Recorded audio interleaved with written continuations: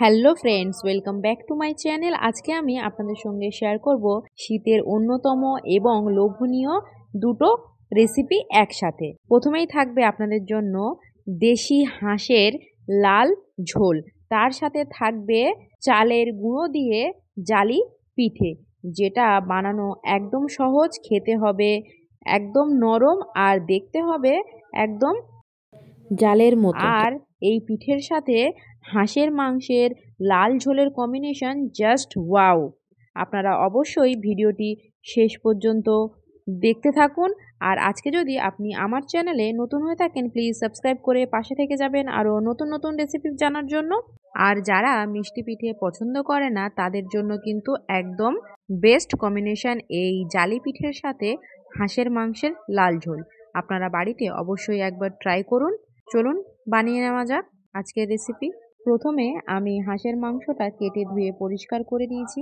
তারপরে দিয়ে দিলাম স্বাদ মতো লবণ, হলুদ, কাশ্মীরি লঙ্কার গুঁড়ো, দেব জিরে গুঁড়ো, ধনে গুঁড়ো, গোলমরিচের গুঁড়ো, গরম মশলার গুঁড়ো। তারপরে দিয়ে দেব পরিমাণ মতো আদা রসুন বাটা।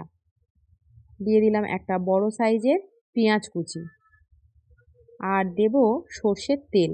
এখানে মাংসের পরিমাণ বুঝেই মশলাটা ম্যারিনেট করে নিতে হবে। এখানে কিন্তু আর কোনো মশলা রান্নার সময় অ্যাড করব না, একবারেই সব গুঁড়ো মশলা দিয়ে দিলাম। সেই বুঝে মশলাটা কিন্তু আপনাদের দিতে হবে। এবার মাংসের সাথে মশলাটা সুন্দর করে মাখিয়ে নিতে হবে, যেন প্রত্যেকটা মাংসের গায়ে সুন্দরভাবে মশলাটা লেগে যায়। দেখুন এরকম হাত দিয়ে ভালো করে মশলাটা মাংসের গায়ে লাগিয়ে নিতে হবে। এবার যতটা পারেন বেশি সময় নিয়ে মাংসটা ম্যারিনেট করে রেখে দেবেন। তারপরে হাঁড়ির মধ্যে নিয়ে নিলাম তেল। গ্রামের দিকে সব রান্নাই কিন্তু হাঁড়িতেই হয়, আর দেশি হাঁস কিংবা মুরগি হাঁড়ির মধ্যে দিয়ে রান্না করলে কিন্তু খুব ভালো টেস্ট হয়। সেই জন্য পরিমাণ মতো তেল নিয়ে তেজপাতা দিয়ে গরম হয়ে আসলে আবারও একটা বড় সাইজের পেঁয়াজ কুচি দিয়ে দিলাম। পেঁয়াজটা এবার একদম লাল লাল করে ভেজে নিতে হবে। দেখুন আস্তে আস্তে পেঁয়াজটা লাল হতে আসছে। এবার পেঁয়াজটা যখন নরম হয়ে একটু রং চলে আসবে, দিয়ে দেব আরও একটু ছোট টিস্পুনের 1 টিস্পুন আদা রসুন বাটা। একটু জল দিয়ে দিলাম যাতে না ছিটকায়। এবার মিডিয়াম টু লো হিটে ভালো করে পেঁয়াজের সাথে আদা রসুনটা ভেজে নেব। পেঁয়াজটা দেখে মনে হচ্ছে যে কালো হয়ে গেছে, কিন্তু না, পেঁয়াজের রঙটা একদম কালচে ব্রাউন না করলে কিন্তু মাংসের রঙটা সুন্দর আসবে না। দেখুন ঠিক এরকম আনতে হবে পেঁয়াজের রঙটা। ভালো করে মিডিয়াম টু লো হিটে পেঁয়াজ এবং আদা রসুন ভাজতে ভাজতে তেল ছেড়ে আসলেই দিয়ে দেব ম্যারিনেট করা মাংস। মাংসটা প্রায় 3-4 ঘন্টা আমি ম্যারিনেট করে রেখে দিয়েছিলাম। এবার ওই মিডিয়াম টু লো হিটেই ভালো করে মশলার সাথে মাংসটা ভেজে নেব। হাঁড়ির মধ্যে নিলে এই মাংসটা কিন্তু কষানো বা ভাজতে খুবই সুবিধা হয় এবং মাংসটা খুব সফট এবং সেদ্ধও তাড়াতাড়ি হয়ে যায়।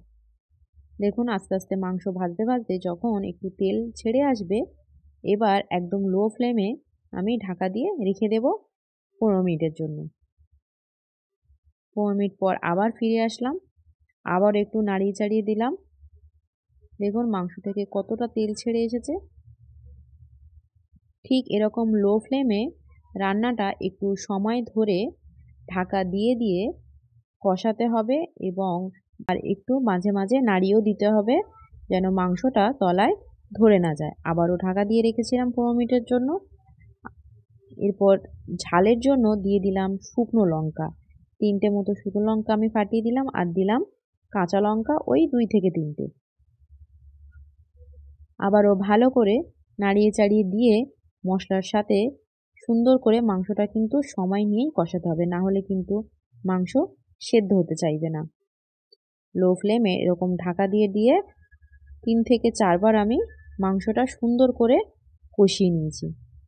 যখন একেবারে তেল ছেড়ে দেবে এবং উপরে উঠে আসবে তেলটা, তখন বুঝতে হবে মাংস কিন্তু ভাজা একদম কমপ্লিট।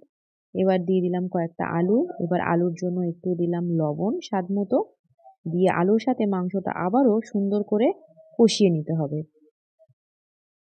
একটু চিনি দিয়ে দিলাম যাতে মাংসের রংটা আরো সুন্দর আসে। ভালো করে কষিয়ে নিয়ে দিয়ে দিলাম গরম জল। মাংসতে অবশ্যই গরম জল ব্যবহার করবেন, না হলে মাংসের টেস্টটা ভালো আসবে না। গরম জল দিয়ে গ্যাসের ফ্লেমটা হাই করে দেব। তারপরে দিয়ে দেব আরো একটু গরম মশলার গুঁড়ো। ভালো করে একটু নাড়িয়ে চাড়িয়ে দেব।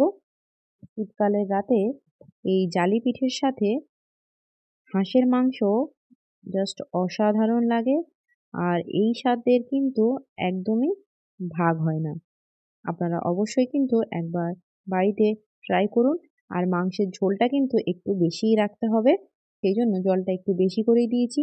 ভালো করে কিছুক্ষণ ফোটার পর দিয়ে দিলাম দুটো এলাচ ফাটিয়ে। তারপরে একটু নাড়িয়ে চাড়িয়ে নিয়ে আরও 1 থেকে 2 মিনিট ফুটিয়ে নেব। তারপরে গ্যাস অফ করে দিলেই কিন্তু রেডি হয়ে যাবে হাঁসের মাংসের লাল ঝোল। দেখুন দেখতে কতটা লোভনীয় লাগছে আর কতটা লাল, এবং ওপরে তেল উঠেছে। ওপর থেকে দিয়ে দেবো এবার জিরে মরিচের গুঁড়ো। রেডি হয়ে গেল হাঁসের মাংসের লাল ঝোল। এবার এই পিঠেটা বানিয়ে নেব। নিলাম 2 কাপ চালের গুঁড়ো, একটু উঁচু করেই নিলাম। আর দেখুন ময়দা নিয়েছি 1 কাপের একটু কম, বা সমান সমান নিলেও হবে। স্বাদ মতো দিলাম লবণ আর উষ্ণ গরম জল দিয়ে আস্তে আস্তে একটা ব্যাটার বানিয়ে নিতে হবে। ব্যাটারটা হবে নয় পাতলা নয় গাঢ়। ভালো করে ফাটিয়ে নিলাম। ঘন হয়েছে বলে আরও একটু জল দিয়ে দিলাম। পিঠেটা আগে গ্রামের বাড়ি গেলে প্রায় খেতাম, ভাবতাম যে উনুনে বেশি ভালো হয়, কিন্তু গ্যাসেও কিন্তু দারুণ ওঠে এই পিঠে। আপনারা ঠিক এই পদ্ধতিতে একবার পিঠেটা বাড়িতেই বানিয়ে দেখুন, অসাধারণ লাগে এই হাঁসের মাংসের লাল ঝোলের সাথে। হাঁস কেন, আপনারা কিন্তু দেশি মুরগির ঝোল দিয়েও কিন্তু খেতে পারেন। দেখুন ব্যাটারের থিকনেসটা ঠিক এরকম থাকবে, হাত থেকে যেন একদম সরে যায়। ব্যাটার কিন্তু একদম রেডি। আর ব্যাটার ভিজিয়ে রাখার কোনো সময় লাগবে না, সাথে সাথে ব্যাটার রেডি করলেই পিঠে তৈরি শুরু করা যাবে। নন স্টিলের প্যান কিংবা লোহার কড়াই নিয়ে নিতে হবে। নন স্টিলের প্যান নিয়ে নিয়েছি। একটু তেল ব্রাশ করে নিলাম ভালো করে প্রথম পিঠের জন্য।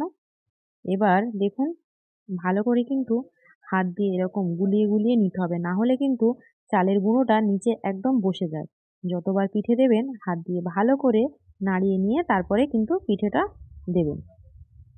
আগে প্রথমে মাঝখানটা আমি কভার করব। যেমন ইচ্ছায় দিতে পারেন, আমার এরকমভাবে সুবিধা হয় বলে আমি দিলাম। আগে মাঝখানটা আমি কভার করি, পরে চারিদিক থেকে জাস্ট রাউন্ড করে দিই।